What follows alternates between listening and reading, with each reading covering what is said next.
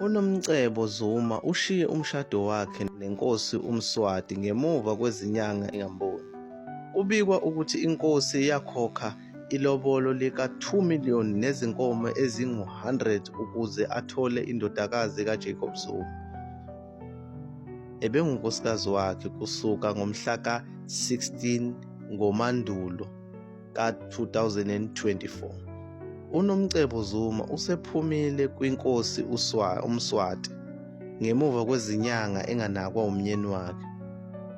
Indodakazi yowayengumongameli wezwe uMnumzana Jacob Zuma isibuyele eNingizimu Afrika ngemuva kwezinyanga ingamboni umyeni wayo wasebukhosini. Umakoti osemncane waba yinkosikazi yenkosi ina-16 years emcimbini womkhosi womhlanga ngoMandulo ka-2024.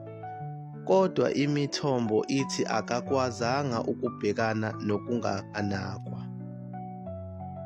Ngokombiko weSwaziland News, ukwehlukana sekudale ukukhathazeka emndenini wasebukhosini. Sekuthunywe abantu basebukhosini emzini wakwaZuma eNkandla eKZN ukuyozama ukumncenga ukuthi abuye. Lo mshado bekufanele ube emfelandawonye obalulekile wamasiko phakathi komndeni wakwaZuma nendlunkulu yaseSwazini. Izikhulu ziyichaze ngokuthi uthando, kodwa ukuhamba kukaNomcebo kuveze iqiniso lokuthi ushade nenkosi enabanye abafazi abawu-15. Inkosi uMswati oseneminyaka engu-56 ubudala usehlale egxekwa ngokunganaki amakhosikazi akhe ebe ephila impilo ecebile. Cishe u-70% wabantu baseSwatini baphila ngaphansi impilo engeyinhle.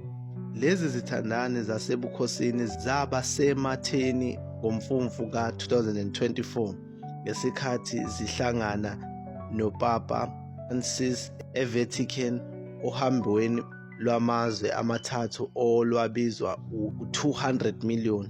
Babe nomhlangano wangasese wemizuzu engu-30 futhi bavakashela iSt. Peter's Basilica. Kodwa noma kunjalo, imifantu iyabonakala. UJacob Zuma wenqabile ukugunyaza umshado futhi akazange alubhade emshadweni wendodakazi yakhe. Inkosi uMswati kubikwa ukuthi yakhokha ilobolo lika-2 million nezinkomo eziwu-100 ukuze ithathe uNomcebo. Nokho, unina kaNomcebo, uNonkululeko Mamhlongo Zuma, ubeseka lokhu ngokugcwele.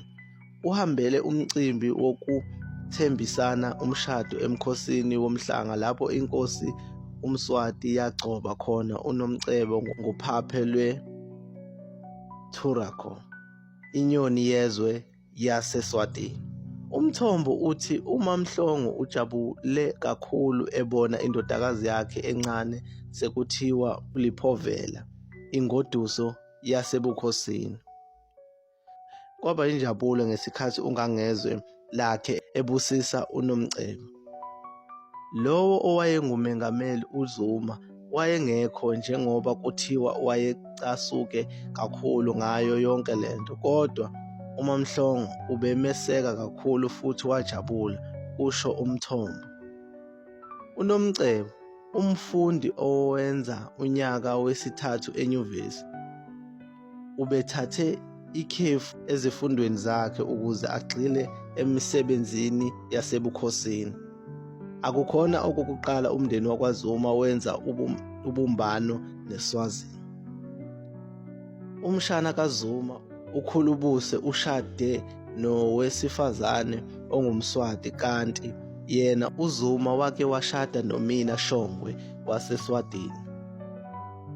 Akekho emndenini wakwaZuma noma esigodlweni saseSwatini osakhiphe isitatimende esisemthethweni mayelana nokuhlukana.